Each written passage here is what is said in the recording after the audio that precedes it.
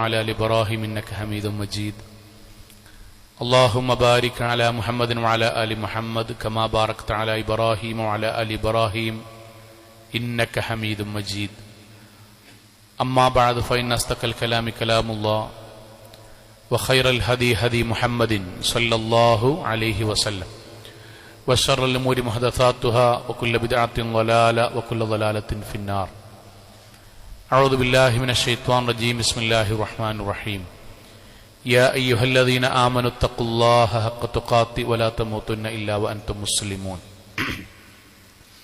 സ്നേഹാദരണീയരായ സത്യവിശ്വാസികളെ വിശ്വാസിനികളെ, ജീവിതത്തിൻ്റെ എല്ലാ മേഖലകളിലും റഹ്മാനായ അള്ളാഹുവിൻ്റെ വിധിവിലക്കുകൾ കഴിവിൻ്റെ പരമാവധി സൂക്ഷിച്ച് നല്ല ഭക്തരായി ജീവിക്കണം എന്നെന്നോടെന്ന പോലെ ഓരോരുത്തരോടും ഉണർത്തുകയാണ്, വസിയത്ത് ചെയ്യുകയാണ്.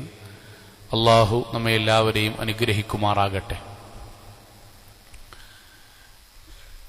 വിശ്വാസിയായ നമ്മൾ ഓരോരുത്തരും നമ്മുടെ ജീവിതത്തിൽ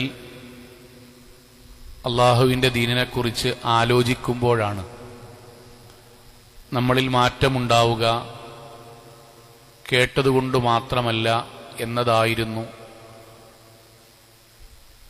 കഴിഞ്ഞ ഏതാനും ഖുത്ബക്ക് മുമ്പായി നമ്മൾ സൂചിപ്പിച്ചത്.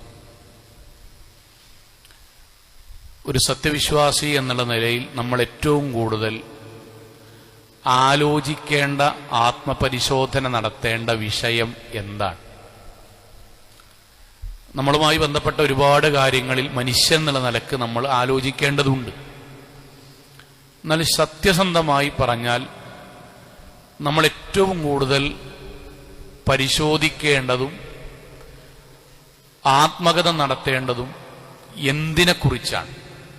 ഒരൊറ്റ വിഷയമാണ്. അത് നമ്മളിപ്പോൾ ജീവിച്ചുകൊണ്ടിരിക്കുന്ന ഈ ജീവിതം അത് അള്ളാഹുവിന് ഇഷ്ടപ്പെട്ടതാണോ അല്ലയോ എന്നതിനെക്കുറിച്ചാണ്. ഇത് വ്യക്തിപരമാണ്. ഇത് എൻ്റെ ഭാര്യയുടെ ജീവിതം, എൻ്റെ വാപ്പാന്റെ ജീവിതം, എൻ്റെ മക്കളുടെ ജീവിതം, അത് രണ്ടാമത്തതാണ്. അതവിടെ നിൽക്കട്ടെ, നമ്മൾ പിന്നീട് സംസാരിക്കാം. പക്ഷെ ഈ പള്ളിയിലിരിക്കുന്ന ഞാനടക്കമുള്ള ഓരോരുത്തരും വ്യക്തിപരമായി ലോകത്തെ ഏറ്റവും കൂടുതൽ ഗൗരവത്തിലും പ്രാധാന്യത്തിലും നടത്തേണ്ട ആത്മപരിശോധന, ഞാൻ ഇപ്പോൾ ജീവിക്കണ ഈ ജീവിതം, ഇപ്പൊ നമ്മൾ ഈ പള്ളിക്ക് ഒരുമിച്ച് കൂടിയ ഇപ്പോഴുള്ള ജീവിതം ഉണ്ടല്ലോ, ഈ ജീവിതം അള്ളാഹ്ക്ക് ഇഷ്ടപ്പെട്ട രൂപത്തിലാണോ ജീവിച്ചുകൊണ്ട് നിൽക്കുന്നത്?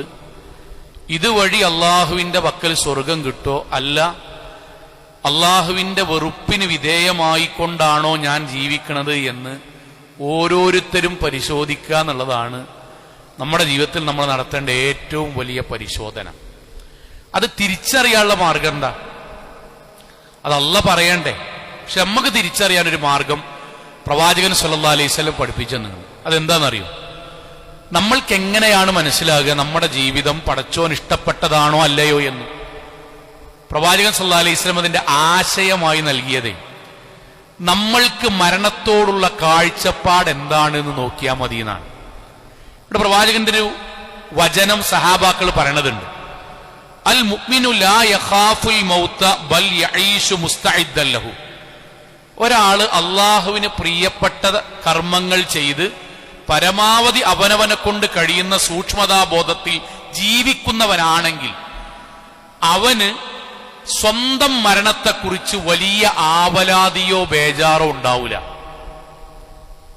എന്നാൽ ഉടനെ പറയാൻ വൽ കാഫിർ, എന്നാൽ അള്ളാഹുവിന്റെ ദീനിനെ കുറിച്ചൊക്കെ അറിയാം, ആണാകട്ടെ പെണ്ണാകട്ടെ, പക്ഷെ സ്വന്തം ഇഷ്ടപ്രകാരം ആ ദീനിനെയെല്ലാം ഒഴിവാക്കി ജീവിക്കണ ഒരാൾക്ക് യർതഇദു ഖൗഫൻ മിനൽ മൗതി ബിലാ ഇസ്തിഅദാദ്, അയാൾക്ക് അയാളുടെ മരണം ആലോചിക്കുമ്പോൾ തന്നെ ബേജാറും വെപ്രാളവും ഉണ്ടാകും. ഇതാണ് മാനദണ്ഡം. നമ്മൾക്ക് നമ്മുടെ മരണത്തെക്കുറിച്ചുള്ള കാഴ്ചപ്പാട് എന്താണ്? ഇപ്പൊ നമ്മൾ ഈ പള്ളിയിൽ നിന്ന് ജുമഅ കഴിഞ്ഞ് ഭക്ഷണം കഴിച്ച് വീട്ടിലെത്തി ഭക്ഷണം കഴിച്ച് ഒന്ന് വിശ്രമിച്ച് കുറച്ച് കഴിഞ്ഞപ്പോ നമുക്കെന്തോ ഒരു അസ്വസ്ഥത പറ്റി ആശുപത്രിയിൽ നമ്മളെ കൊണ്ടുപോയി എന്ന് വെക്കുക. അപ്പൊ ഇവിടെ തൊട്ടടുത്തുള്ളൊരു ഹോസ്പിറ്റലിൽ കാണിച്ചപ്പോൾ ഡോക്ടർ പറയണത് നമ്മൾ കേട്ടു, നിങ്ങൾ പെട്ടെന്ന് മഞ്ചേരിക്കോ മെഡിക്കൽ കോളേജിക്കോ കൊണ്ടുപോകണം. നമ്മളെ പറ്റി, ബാപ്പാനെ പറ്റി ആലോചിക്കണ്ട, നമ്മളെ പറ്റി നമ്മൾ കേൾക്കുമ്പം പടച്ചോനെ ഏകദേശം ഞാൻ അവസാനിക്കുകയാണ് എന്ന് നമ്മുടെ മനസ്സിൽ ബോധ്യം വരുമ്പം അള്ളാഹുവേ ഞാൻ ഇതുവരെ ചെയ്ത സൽക്കർമ്മങ്ങൾ കൊണ്ട് നീ എനിക്ക് സ്വർഗം നൽകണമേ എന്ന് അള്ളാഹുവിന്റെ റഹ്മത്തിന് വേണ്ടി പ്രാർത്ഥിക്കാനുള്ള ഒരു ശുഭാപ്തി വിശ്വാസം നമ്മളിലുണ്ടോ? ഇൻഷാ അള്ളാഹു നമുക്ക് സ്വർഗം തരും. അല്ല, ഡോക്ടർ അതങ്ങനെ പറയുമ്പം പടച്ചോനെ ഞാൻ ഇന്ന് മരിക്കുകയാണെങ്കിൽ എന്നത് നമ്മുടെ മനസ്സിലെ ബേജാറാണെങ്കിൽ അതിനർത്ഥം നമ്മുടെ ജീവിതത്തിൽ എവിടെയൊക്കെയോ അള്ളാഹുവിന് ഇഷ്ടമില്ലാത്ത പാപങ്ങൾ ഇപ്പോഴും ബാക്കിയുണ്ട് എന്നതാണ്. സോ എന്തുകൊണ്ടാണ് വിശ്വാസിയായ ഒരു മനുഷ്യന് അയാളുടെ മരണം സമാധാനവും സന്തോഷവുമാണ് എന്ന് പറയാനുള്ള കാരണം എന്തുകൊണ്ടാണ്? ഒറ്റ കാരണമുള്ളൂ, ഈ ദുനിയാവിലൊരു വിശ്വാസിയുടെ ജീവിതം നല്ല ഇടങ്ങേറാണ്. പ്രവാചകന്റെ ഹദീസ് എന്തറിയോ? ദുനിയാവിലെ ജീവിതം സിജ്നുൽ മുഅ്മിൻ, ഒരു വിശ്വാസിക്ക് ജയിലിലിട്ട ഒരു കുറ്റവാളിയെ പോലെയാണ്. ശരിക്ക് ഒരു വിശ്വാസി മാത്രമേ ഈ ദുനിയാവിൽ ഇത്ര ടെൻഷൻ അനുഭവിക്കുള്ളൂ, ഉറപ്പാണ്. കാരണം നമ്മൾക്ക് എത്രയോ നിയമങ്ങളാണ്. എല്ലാവരും എഴുന്നേൽക്കണ പോലെയല്ല, നമ്മൾ അലാറം വെച്ച് എഴുന്നേൽക്കണം. എല്ലാവരും പൈസ ചെലവാക്കണ പോലല്ല, അള്ളാഹ് പറഞ്ഞ മാനദണ്ഡത്തിലൂടെ പൈസ ചെലവാക്കണം. ആ കിട്ടണ പൈസ ഇഷ്ടം പോലല്ല, അതിൽ ഇത്ര ശതമാനം അള്ളാഹുവിന്റെ തൃപ്തിക്ക് വേണ്ടി ദാനധർമ്മം ചെയ്യണം. നമ്മൾ എല്ലാവരെയും പോലെയല്ല, പല ബന്ധങ്ങളും ഇങ്ങോട്ട് തെറ്റിയാലും സലാം പറയുന്ന ബന്ധമായിട്ടെങ്കിലും നിലനിർത്തണം. ഇതൊന്നും ബാക്കിയുള്ളവർക്ക് ബാധകമല്ല.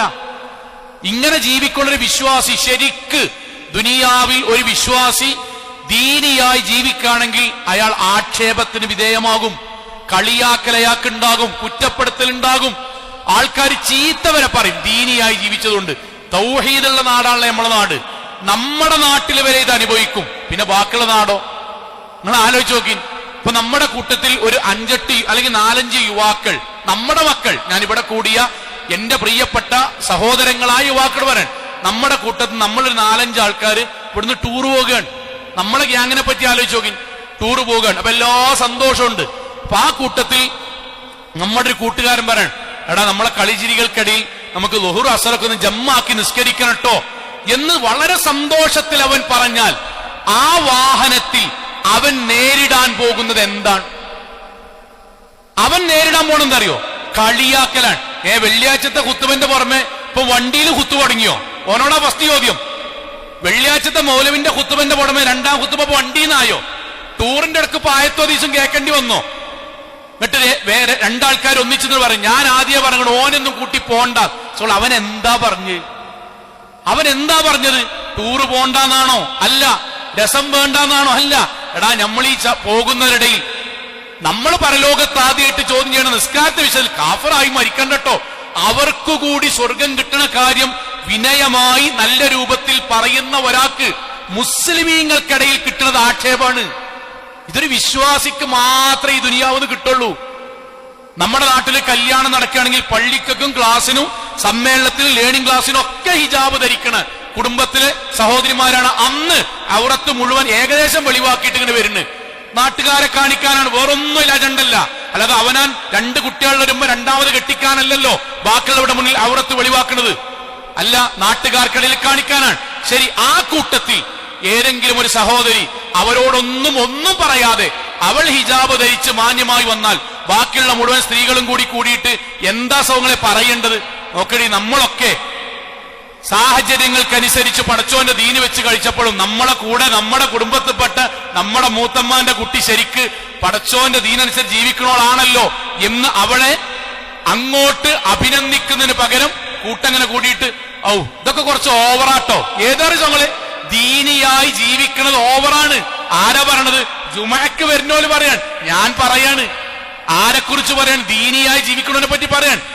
ആൾക്കാരുടെ ഒരു മുത്തക്കിയാകാനും ആളാകാനും വേണ്ടി ഇന്നിപ്പോ നമ്മളൊക്കെ ഇങ്ങനെ ഇടുമ്പം ഓളായിട്ട് മാറ്റിടുന്നു. അവളെ കുറ്റപ്പെടുത്തൽ കേൾക്കേണ്ടി വരികയാണ്.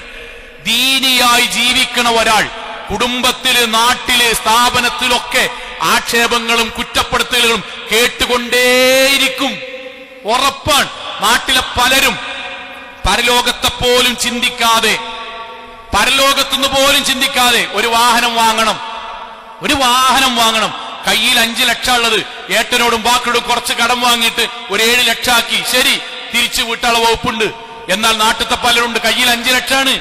എന്നിട്ടോ അവൻ പലിശക്കെടുത്തിട്ട് 12-13 ലക്ഷത്തിന് വണ്ടി വാങ്ങുമ്പോ നമ്മളോടും പറയാണ് എന്ത്, എടാ 13 ലക്ഷത്തിന്റെ ഒക്കെ വാങ്ങിക്കോ.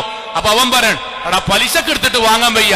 കൂട്ടം കൂട്ടിട്ട് എന്താ പറയോ, ഓനൊന്നും നേരം വെളുത്തിട്ടില്ലടാ, ഓനക്കെപ്പോഴും ആ കുണ്ട് തന്നെയാണ്, ഓൻ മദ്രസ വിട്ടിട്ടില്ല. സോളെ പടച്ചോന് വെറുപ്പുള്ളൊരു കാര്യത്തിൽ നിന്ന് ഒഴിവായാൽ പോലും ഈ നാട്ടിൽ നമ്മുടെ വിശ്വാസികൾക്കിടയിൽ, ആളുകൾക്കിടയിൽ ഒരു വിശ്വാസി കുത്തുവാക്കുകൾ കേട്ടുകൊണ്ടേയിരിക്കാൻ. ദുനിയാവ് അങ്ങനെയാണ്. ഒരു വിശ്വാസിക്ക് അങ്ങനെ കേൾക്കുമ്പോ അയാൾക്ക് സങ്കടം ഉണ്ടാവൂലേ? വിശ്വാസിക്ക് സങ്കടം ഉണ്ടാവും, ഇടങ്ങറുണ്ടാവും. മനുഷ്യനാണ്, അയാൾ സങ്കടപ്പെടും, ചിലപ്പോ കരയും, ചിലപ്പോ അള്ളാനോട് ആവലാതി പറയും. പക്ഷെ അയാളുടെ മനസ്സിൽ ഒരൊറ്റ കാര്യം ഉണ്ടാവുള്ളൂ. എന്താ കാര്യം എന്നറിയോ? ഫഅമ്മല്ലദീന ആമനു വഅമിലു സ്വാലിഹാത്ത്, ഞാൻ അള്ളാഹിൽ വിശ്വസിച്ച് അള്ള പറഞ്ഞ സൽക്കർമ്മങ്ങൾ ഞാൻ ചെയ്യുമ്പം യുവഫീഹിം ഉജൂറഹും, പടച്ചോൻ ഇതിനെല്ലാം മരിച്ചതിനു ശേഷം എനിക്ക് കൂലി നൽകും. ആ വാചകം അണ്ടർലൈൻ ചെയ്ത് മനസ്സിലാക്കണം. എനിക്ക് പടച്ചോൻ മരിച്ചതിന് ശേഷം ഇതിനൊക്കെ അള്ള കൂലി നൽകും. വയസീദുഹും മിൻ ഫളലി, പടച്ചോൻ ഇതിന് അവന്റെ ശ്രേഷ്ഠത വഴി വർദ്ധിപ്പിച്ച് ഞാനടിച്ച ടെൻഷന് വരെ, ഞാൻ കേട്ട കുത്തുവാക്കുകൾക്ക് വരെ അള്ളാഹു എനിക്ക് സ്വർഗമായി പ്രതിഫലമായി സ്വർഗം നൽകും മരിച്ചതിന് ശേഷം എന്ന ശുഭാപ്തി വിശ്വാസത്തിലാണ് ഒരു വിശ്വാസി ദുനിയാവിൽ ജീവിക്കുക. മരിച്ചതിന് ശേഷം കൂലിട്ടും. ഞാൻ വളരെ അത്ഭുതത്തിൽ ആലോചിക്കേണ്ട ഒരു കാര്യം ദർശനങ്ങളെ, നമ്മൾ തൗഹീദിലുള്ള ആൾക്കാരാണല്ലോ. നമ്മുടെ നാട്ടിൽ വരെ നമ്മൾ ആക്ഷേപിക്കുന്ന വാക്കുകൾ ആർക്കെതിരെ ആക്ഷേപിക്കല്?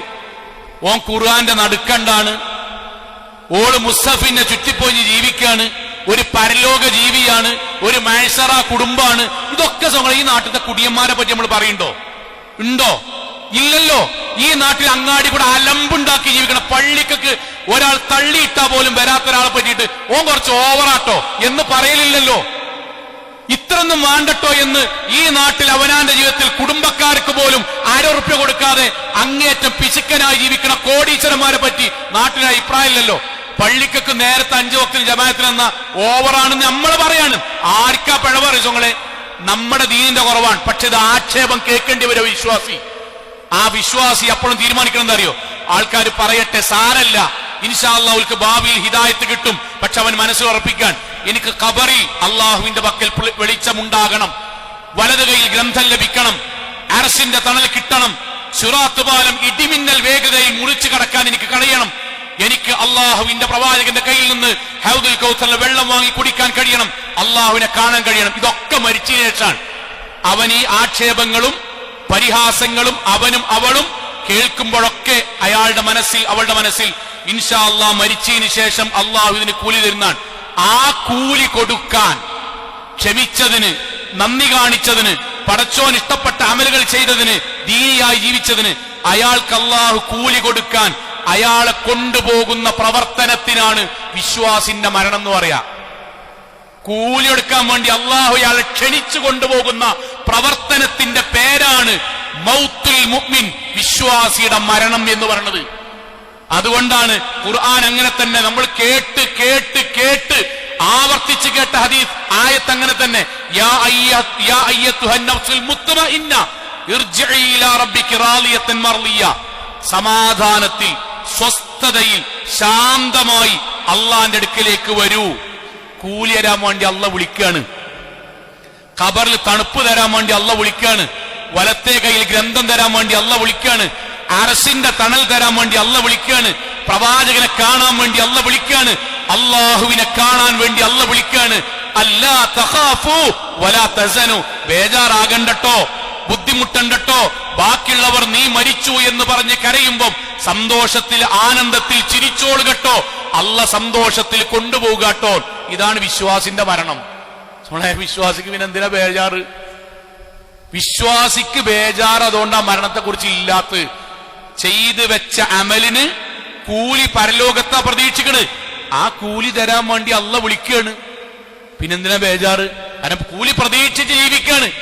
നിങ്ങൾക്കറിയില്ലേ, അലി റളിയല്ലാഹു അൻഹു ഇസ്ലാമിക ചരിത്രത്തിൽ അബൂബക്കർ സിദ്ദീഖ് റളിയല്ലാഹു അൻഹു അല്ലാത്ത 4 ഖലീഫമാരിൽ ഒരാളല്ലാത്ത ബാക്കി 3 പേരും കൊല്ലപ്പെട്ടതാണ്. അതിൽ ഏകദേശം അലി റളിയല്ലാഹു അൻഹു, ഉമർ ഇബ്നുൽ ഖത്താബ് റളിയല്ലാഹു അൻഹു ഏകദേശം സമാനമായ രൂപത്തിൽ കൊല്ലപ്പെട്ടവരാണ്. അലി റളിയല്ലാഹുവിന് കുത്തുകൊണ്ടിട്ട് വയറ് കീറി കുടൽമാല പുറത്തേക്ക് വന്നു. സ്വാഭാവികമായി ബോധങ്ങനെ മിന്നിമറഞ്ഞു. 2 കൈകൾ കൊണ്ടും കുടൽമാല വയറിനോട് ചേർത്ത് പിടിച്ചിട്ട് അവസാനമായി അലി റളിയല്ലാഹു എന്ന് പറഞ്ഞ വാക്കിൽ ഇങ്ങനെ ഒരു വാചകം കാണാം. എന്താ വാക്കെന്നറിയോ? നജാ അലി, അലി രക്ഷപ്പെട്ടു. നിങ്ങൾ ആ വാചകം ഒന്ന് ആലോചിച്ചു. അനജാ അലി, അലി രക്ഷപ്പെട്ടു. എന്താ രക്ഷപ്പെട്ടു പറഞ്ഞാൽ എന്താ അറിയോ? ദുനിയാവ് കഴിഞ്ഞല്ലോ, സുബൈക്ക് പള്ളിയിൽ പോയിന്റെ കൂലി വാങ്ങാൻ ഞാൻ പോവുകയാണ്, ദുനിയാവ് കഴിഞ്ഞല്ലോ, ആൾക്കാരിന്നെ കളിയാക്കിയത് കഴിഞ്ഞല്ലോ, ദുനിയാവിലെ കട്ടപ്പാടും നൊമ്പരങ്ങളും ആക്ഷേപങ്ങളും പട്ടിണിയും പ്രാരാധവും കഴിഞ്ഞല്ലോ, മക്കളെ നോക്കിന് ബുദ്ധിമുട്ടുണ്ടേനി, പക്ഷെ ആ നോക്കിന്റെ കൂലി വാങ്ങാൻ പോവുകയാണ്, കയ്യിൽ പൈസ ഇല്ലാത്തപ്പോഴും ഉള്ളത് കൊണ്ട് സ്വതക്കൊടുത്തപ്പോൾ ബുദ്ധിമുട്ടുണ്ടേനി, പക്ഷെ ആ സ്വതക്കൊടുത്തിന്റെ കൂലി വാങ്ങാൻ പോവുകയാണല്ലോ. അവനാനെ കൊണ്ട് കഴിഞ്ഞ രൂപത്തിൽ ഹജ്ജ് ഉംറ ചെയ്തതിന് അന്ന് പ്രയാസമുണ്ടേനി, പക്ഷെ ആ പ്രയാസത്തിന് കൂലി വാങ്ങാൻ പോവുകയാണല്ലോ. നജാ അലി, അലി ഇതാ അള്ളാഹുവിന്റെ അടുക്കിലേക്ക് ദുനിയാവിൽ നിന്ന് രക്ഷപ്പെട്ടു പോകുന്നു. ഇതാണ് മുഅ്മിനിന്റെ മരണം. അതുകൊണ്ടാണ് വിശ്വാസിക്ക് മരിക്കുക എന്നുള്ളത് അയാൾക്ക് ബേജാറുണ്ടാകൂല എന്ന് പറയാൻ കാരണം. നമ്മളെ കുറിച്ച് ആലോചിക്കുക, അങ്ങനെയാണോ? ഇതിന്റെ നേർ വിപരീതാണ് മുസ്ലിമായി ജനിച്ചിട്ടും ദീനിനെ കുറിച്ച് അറിഞ്ഞിട്ടും സ്വന്തം അഹങ്കാരം കൊണ്ടും തന്നിഷ്ടം കൊണ്ടും ദീനിയായി ജീവിക്കാത്ത ഒരാളുടെ മരണം. അയാൾക്ക് മരിക്കുക എന്ന് പറയുന്നത് പേടികാരം. നാട്ടിലത്തെ എല്ലാവരെ പറ്റി മുമ്പ് ചർച്ച ഉണ്ടാവും. നമ്മള് വാപ്പ മരിച്ചാൽ ഞങ്ങൾ എന്താ കാട്ടുക, എന്റെ കുട്ടികളെ ഞാൻ ജീവിച്ചിരിക്കെ മരിച്ചാൽ എന്താ സംഭവിക്കുക, പഠിച്ചോനെ പെണ്ണുങ്ങൾ മരിച്ചോ ഞാൻ ഒറ്റപ്പെടും, ഇതൊക്കെ ഒരു ചർച്ച ഉണ്ടാവും. ഞാൻ മരിക്കുക എന്നുള്ളതിനെ പറ്റിയിട്ട് അയാൾ ആലോചിക്കില്ല. കാരണം അത്ര പേടി വേറൊന്നും ഉണ്ടാവില്ല. എന്തുകൊണ്ടറിയോ? ദുനിയാവില് മുസ്ലിമായ ഒരാൾ താന്തോന്നിയായി ജീവിക്കാനതിന്റെ അർത്ഥം എന്തറിയോ? ദുനിയാവില് പടച്ചോന്റെ നിയമത്തെ പറ്റി അറിഞ്ഞിട്ടും പരിശുദ്ധ ഖുർആനിന്റെ ആയത്തെന്തറിയോ? വഇദാ തുത്ല അലൈഹി ആയാതുനാ, ദീന് കേൾക്കും അറിയും, വല്ലാ മുസ്തക്ബിറൻ, അഹന്തോണ്ട് ഞാൻ ദീനിയായി ജീവിച്ച ഇവിടുത്തെ നാടൻ സാധാരണ മനുഷ്യന്മാരെ പോലെ ഞാനും ആകും. അങ്ങനെ ആകാൻ എനിക്കിഷ്ടല്ല, ഞാൻ തറവാടിയാണ്, ഞാൻ സംഭവമാണ്. അപ്പൊ ഇവിടെ സാധാരണ ദീനി അയച്ച എല്ലാവരും ഇസ്ലാമിൽ എല്ലാവരും ഒരേപോലെയാണ്, അങ്ങനെ എനിക്ക് ആകാൻ ഇഷ്ടമല്ല. അതുകൊണ്ട് എന്താണ്, പരലോകത്തെ തൽക്കാലം മറക്കുക, എന്നിട്ട് ഞാൻ വലിയ സംഭവമായിട്ട് ജീവിക്കുക. വല്ലാ മുസ്തക്ബിറൻ കഅല്ലം യസ്മഅഹാ, കേൾക്കാത്തവനെ പോലെ ഖുത്ബ കേൾക്കുന്ന മഹല്ലിൽ, മദ്രസയിൽ പഠിക്കുന്ന മഹല്ലിൽ ആൾക്കാരാകുക. കഅന്ന ഫീ ഉദ്നൈഹി വഖറ, ചെവിയിൽ ഒരു മൂടിയിട്ടവനെ പോലെ, ഒന്നും കേൾക്കാത്തവനെ പോലെ ആകുക. ഫബശ്ശിറുഹു ബിഅദാബിൻ അലീം, അവർക്ക് വേദനാജനകമായി ശിക്ഷ ഉണ്ടാവും എന്ന് പറഞ്ഞില്ലേ, അതേപോലെയാണ് മുസ്ലിമായ താന്തോന്നി എന്ന് പറഞ്ഞാൽ. അയാളെന്ത് അറിയോ? ഈ ദുനിയാവിൽ എല്ലാ ദീനും അയാൾക്ക് ഉണ്ടാവും. അപ്പൊ ഞാൻ വ്യക്തിപരമായിട്ട് നമ്മൾ ആലോചിക്കുക, ഈ നാട്ടിൽ വ്യഭിചരിക്കണ ഒരു മുസ്ലിം, ആണാകട്ടെ പെണ്ണാകട്ടോ, എന്താ ഭർത്താവിനെ ചതിക്കുക, ഭാര്യയെ ചതിക്കുക, ഇവിടുന്ന് ടൂർ പോകുമ്പോഴാകുക, അല്ലെങ്കിൽ സഹോദരിമാരാണെങ്കിൽ അവനാന്റെ കുടുംബത്തിലെ ചെറിയ പ്രശ്നം ഉണ്ടാകുമ്പോഴേക്ക് യൂട്യൂബിലോ അല്ലെങ്കിൽ ഏതെങ്കിലും സോഷ്യൽ മീഡിയയിലോ വീഡിയോ കോൾ വഴി അവനാന്റെ ഭർത്താവിനോട് പക വീട്ടാൻ വേണ്ടി അവിഹിതം ഉണ്ടാക്കുക, ഇതൊക്കെ ഉണ്ടാവുമല്ലോ. ഇതൊക്കെ ചെയ്യണ ഏതെങ്കിലും ഒരാളോട് നിങ്ങൾ ചോദിച്ചു നോക്കണ്ടി, ഇതിൽ തെറ്റില്ല എന്ന് വിശ്വസിക്കുന്ന ഒരാളുണ്ടോ? അല്ല, വ്യഭിചാരം വലിയ പാപമാണ് എന്ന് അറിഞ്ഞുകൊണ്ടാ ചെയ്യണത്. ഇന്നഹു കാന ഫാഹിശതൻ വസാഅ സബീല, മ്ലേച്ഛമാണ്, വഴികേടാണ്, കുടുംബം തകരും, മാനം പോകും, പരലോകത്ത് കുറ്റുണ്ടാകും. എന്തിനേറെ നഗ്നരായി അവനവന്റെ മാറിടങ്ങളിലൂടെ ഇരുമ്പ് ദണ്ടുകൾ കൊണ്ട്, കൊക്കകൾ കൊണ്ട് സ്തനങ്ങളിൽ അള്ളാഹു ദ്വാരമുണ്ടാക്കി, ആ കൊളുത്തുകളിൽ അള്ളാഹു അവനെ കോർത്തിണക്കി അവസാനം നരകത്തിലേക്ക് പൂർണ്ണനഗ്നരായി ഇടും എന്ന ശിക്ഷയെക്കുറിച്ച് അറിയാനിട്ടാണോ മുസ്ലിമീങ്ങൾ ചെയ്യുന്നത്? അല്ല. പിന്നെ ഇങ്ങനെയൊക്കെ പടം നോക്കിയാൽ അതാണ് കിബിറ്.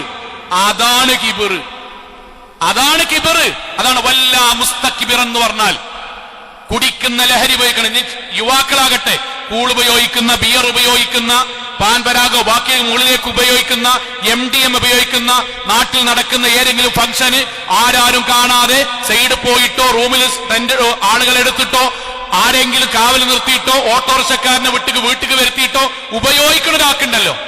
ഇത് പടച്ചോൻ നിരോധിച്ച ഗുരുതരമായ തെറ്റാണ് എന്നറിയാത്ത ആരെങ്കിലും സംഘങ്ങൾ ഇവിടെ ഉണ്ടോ? ഞാനൊക്കെ ആരെങ്കിലും എന്റെ കുട്ടികളുണ്ടോ? ഇല്ലല്ലോ. ഇല്ല.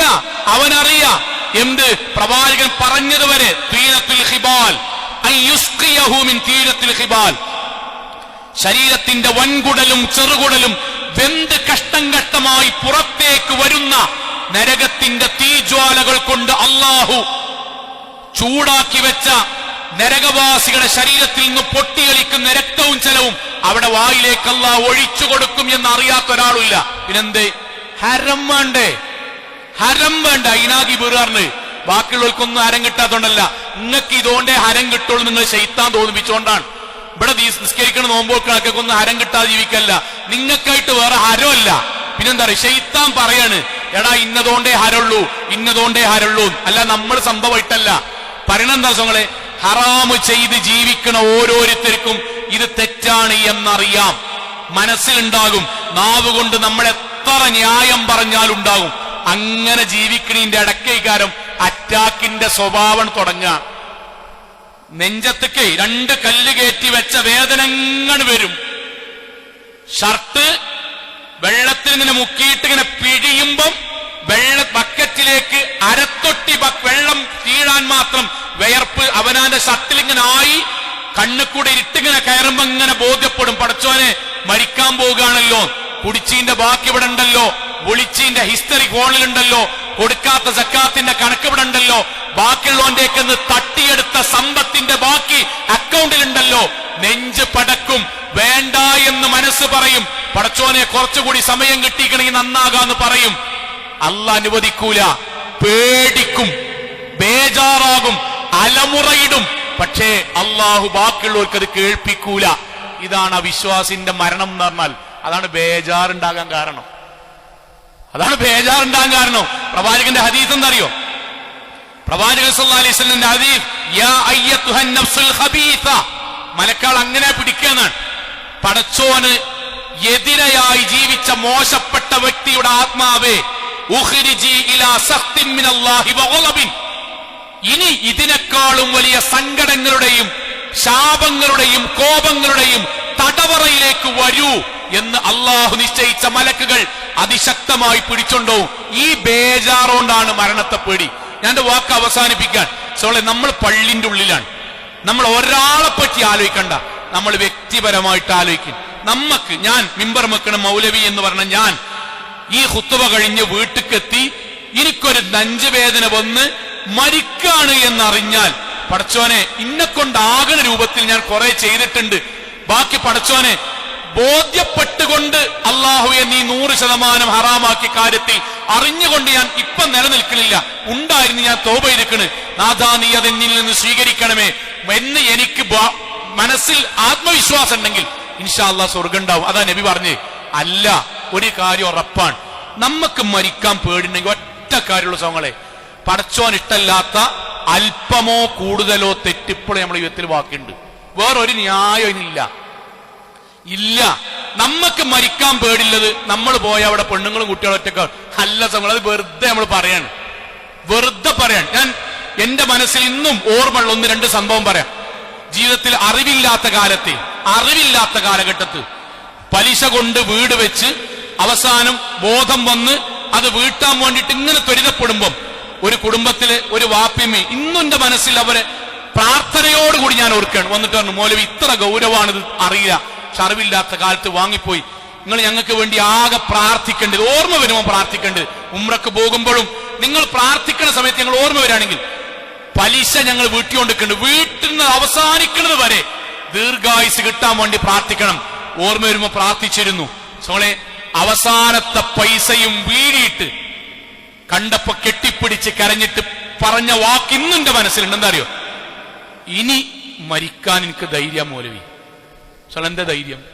അവസാനത്തെ കുട്ടിന്റെ കല്യാണം കഴിഞ്ഞിട്ട് വരിക അല്ല, പിന്നെ ഇതുവരെ എനിക്ക് പേടിയും ബേജാറും. ഇനി മരിച്ചാലോ എന്നെ പടച്ചോന്റെ മുന്നിലേക്ക് പോകാൻ ധൈര്യമല്ല നമുക്ക്. ഞാനടക്കം പറഞ്ഞു ഇങ്ങനെ ഇരുന്നിട്ട് പറയാൻ, നമ്മക്ക് മരിക്കാൻ പേടിണ്ടെങ്കിൽ വേറെ ഒന്നുമല്ല നമ്മളെ പ്രശ്നം.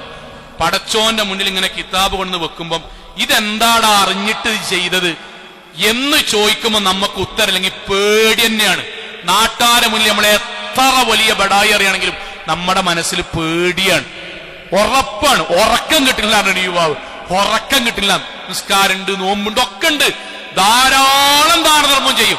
ഉറക്കം ശരിയാണില്ല. ഒറ്റ കാര്യമാണ് ആ സഹോദരൻ രഹസ്യമായിട്ട് വെച്ച്, എന്തെങ്കിലും പടച്ചോൻ ഇഷ്ടമല്ലാത്തത്, അള്ളാഹ്ക്ക് ഇഷ്ടമല്ലാത്തത് ആവർത്തിച്ചിട്ട് ബോധപൂർവം ചെയ്യുന്നുണ്ടോ? അതിൽ കണ്ണിങ്ങനെ താത്തിയിട്ട് അശ്ലീല വീഡിയോകൾ പരമാവധി കിടക്കണിന് മുന്നേ കാണുന്നൊരു സ്വഭാവമുണ്ട്. അത് നിർത്തിയ ഉറക്കം വരും, സമാധാനം കിട്ടും. ഞങ്ങളെ 6 മാസം ട്രീറ്റ്മെന്റിന് വരെ പോയി. അത്രയും ജീവിതവുമായിട്ട് അവൻ രോഗിയായി മാറിന്. നിർത്തി വന്ന് ജീവിതത്തിൽ പറഞ്ഞ വാക്ക് ഇതുപോലെയാണ്, മരിക്കാൻ ധൈര്യം കിട്ടി മോലെ, മരിക്കാൻ. ഞങ്ങൾ എന്താ മരിക്കാൻ? ജീവിതത്തിൽ എല്ലാ പ്രശ്നവും കഴിഞ്ഞു. അല്ല, പിന്നെ പടച്ചോനെ കണ്ടുമുട്ടാൻ മനസ്സ് തൃപ്തിയായി. അത് പ്രവാചകന്റെ ഹദീസാണ്. മൻ അഹബ്ബ ലിഖാ അല്ലാഹ്, ഒരാൾ അള്ളാഹിനെ കണ്ടുമുട്ടാൻ ഇഷ്ടപ്പെട്ടാൽ, അതിനൊരുങ്ങിയാൽ, അഹബ്ബല്ലാഹു ലിഖാഹു, അവനെ കണ്ടുമുട്ടാൻ അള്ളാഹ്ക്കു ഇഷ്ടാണ്. വമൻ കരിഹ ലിഖാ അല്ലാഹ്, ആർക്കെങ്കിലും അള്ളാഹിനെ കണ്ടുമുട്ടുന്നത് പേടിയും ബേജാറും വെറുപ്പാണെങ്കിൽ, കരിഹല്ലാഹു ലിഖാഹു, അവനെ കണ്ടുമുട്ടാൻ അള്ളാഹ്ക്കും വെറുപ്പാണ്. സഹോദരങ്ങളെ, ആവർത്തിക്കുന്നു. നമ്മളോട് ചോദിക്കുക, ഞാൻ മരിക്കുന്നത് എനിക്ക് കുഴപ്പമില്ല, ഞാൻ റെഡിയാണോ? അല്ല, ഭയമാണോ? ഭയമാണെങ്കിൽ എനിക്കറിയാം എന്താണ് ഭയത്തിന് കാരണം. ആ തെറ്റിൽ നിന്ന് നമ്മൾ ഉടനെ മാറുക. ആരെയും കാത്തു നിൽക്കണ്ട, ആരുടെയും ന്യായീകരണത്തിനും കാത്തു നിൽക്കണ്ട. ആതീഹിം യൗമൽ ഖിയാമത്തി ഫർദാ, ഒറ്റക്കൊറ്റക്ക് അല്ലാഹുവിന്റെ കോടതിയിൽ വരുമ്പം ഈ പറഞ്ഞ ഒരാളും ഉണ്ടാവില്ല. അതുകൊണ്ട് ഹറാമായ കാര്യത്തിൽ നിന്ന് മാറിക്കണമെങ്കിൽ അവിടെ ഉടനെ സ്റ്റോപ്പാക്കുക, ഒഴിവാക്കുക. കൊടുത്തു തീർക്കാനുള്ള ബാധ്യത ഉണ്ടെങ്കിൽ കൊടുത്തു തീർക്കുക. അവിഹിതമായി കൈവശപ്പെടുത്തിക്കണമെങ്കിൽ ഏട്ടന്മാർ, അഞ്ചന്മാർ, കുടുംബക്കാർ എനിക്ക് അർഹതപ്പെട്ട തന്നെയാണ് എന്ന് പറഞ്ഞാൽ, എന്റെ മനസാക്ഷിക്ക് പടച്ചോനെ ദീനെതിരാന്ന് പറഞ്ഞാൽ തിരിച്ചു കൊടുക്കുക. അള്ളാഹുവിന് ഇഷ്ടപ്പെട്ടവരായി ജീവിച്ചാൽ സന്തോഷത്തിൽ മരിക്കാൻ കഴിയും. ഒരൊറ്റ സംഭവം കൂടി പറയാൻ, പ്രവാചകൻ സല്ലല്ലാഹു അലൈഹി വസല്ലം മരണാസന്നനായി കിടക്കുമ്പോ, മരിക്കുന്നതിന്റെ തൊട്ടു മുമ്പ് മകൾ ഫാത്തിമ ബീവിയുടെ അടുക്കലേക്ക് പ്രവാചകൻ 2 സ്വകാര്യം പറഞ്ഞു. ഒന്നാമത്തെ സ്വകാര്യത്തിന് ഫാത്തിമ ബീബി കരഞ്ഞു. രണ്ടാമത്തെ സ്വകാര്യത്തിന് ഫാത്തിമ ബീബി റളിയല്ലാഹു അൻഹ ചിരിച്ചു. ഒന്നാമത്തെ സ്വകാര്യം തന്നെ അറിയോ? മോളെ, ബാപ്പാക്ക് അവസാനത്തെ ആയത്തും ഇറങ്ങി, ബാപ്പ മരിക്കാൻ പോകുകയാണെന്നാ തോന്നുന്നത്. ഫാത്തിമ ബീബി കരഞ്ഞു. രണ്ടാമത് ഫാത്തിമ ബീബി ചിരിച്ചു. എന്താ നബി പറഞ്ഞറിയോ? അള്ളാഹുവിന്റെ വഹയുണ്ട്, ഫാത്തിമ, ഞാൻ മരിച്ചാൽ പിന്നെ നമ്മുടെ കുടുംബത്തിൽ അടുത്തതായി മരിക്കുക നീയായിരിക്കും. ബാപ്പ മരിച്ചാൽ അടുത്തത് മോളായിരിക്കും. ഫാത്തിമ ബീബി ചിരിച്ചു. എന്തേ കാരണറിയോ? പടച്ചോൻ ഇഷ്ടപ്പെട്ട അമലുകൾ ചെയ്ത് അള്ളാഹിനെ കണ്ടുമുട്ടാൻ തയ്യാറായി നിൽക്കുന്നവന് മരിക്കുക എന്ന് പറഞ്ഞാൽ ചെയ്തു വെച്ച അമലിന് കൂലി വാങ്ങാൻ പോവുക എന്നാണ്. ആ സന്തോഷം നമ്മളിലും ഉണ്ടാകണം. അള്ളാഹു അനുഗ്രഹിക്കുമാറാകട്ടെ.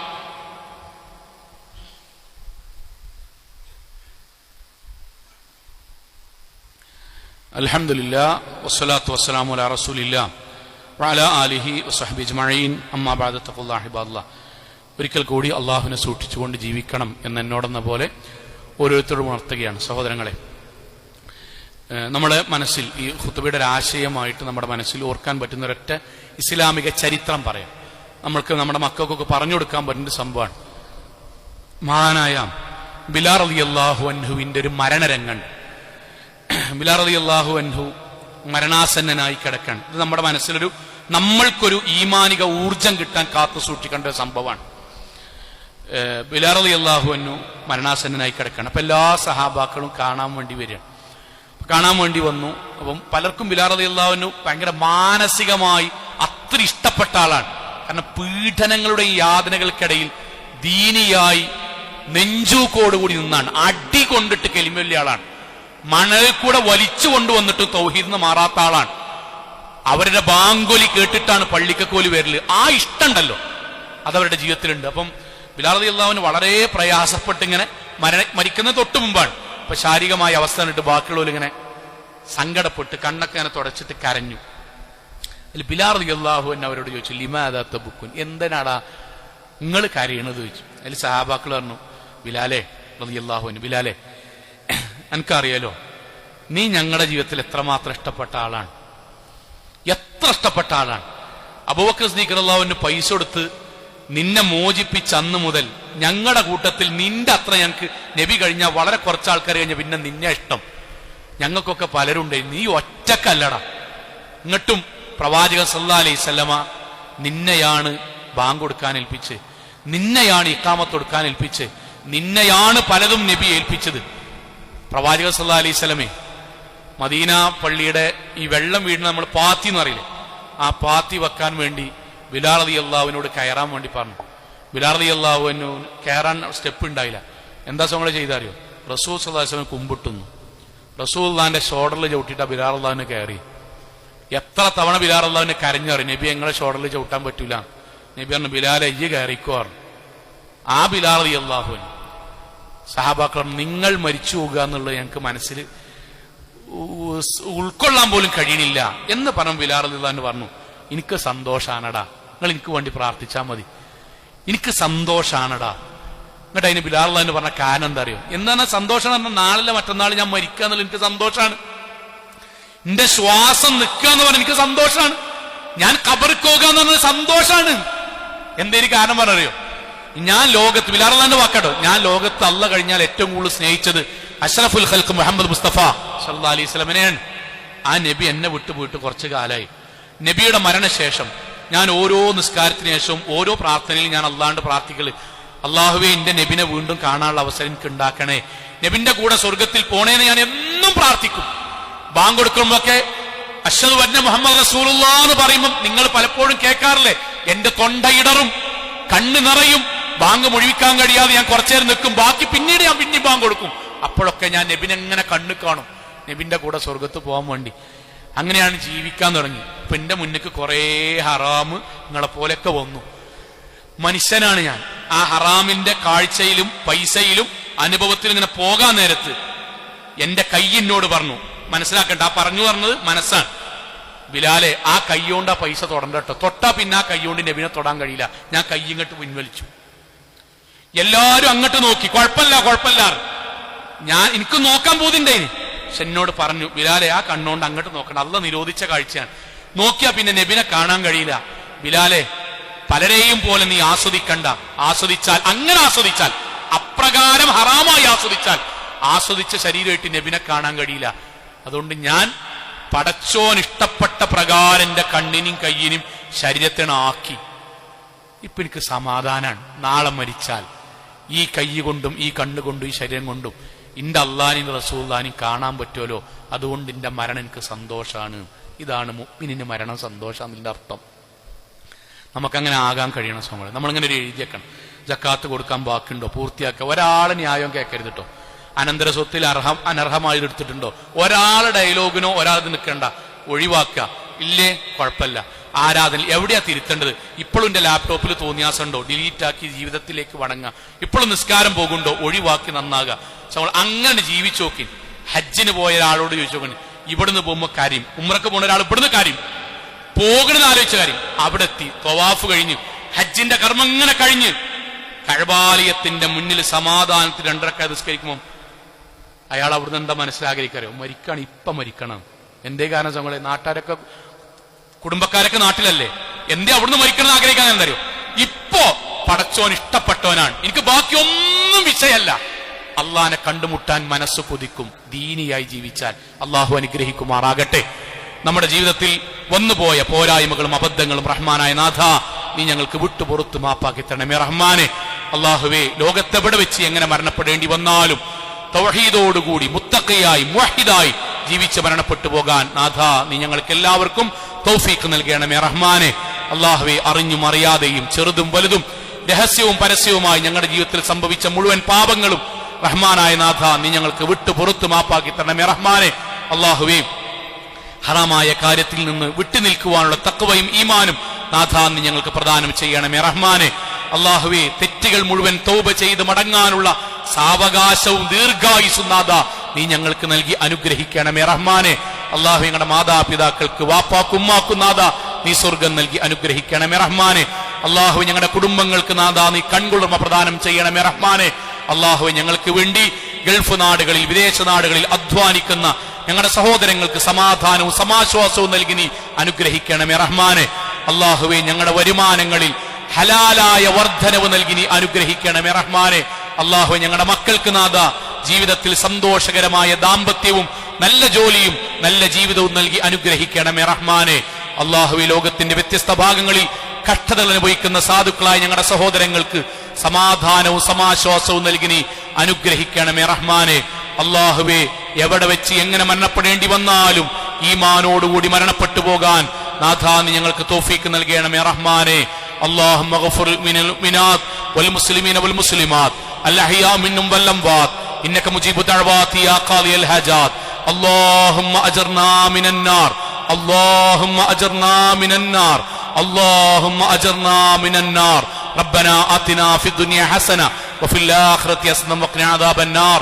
آمين آمين آمين برحمتك يا أرحم الراحمين.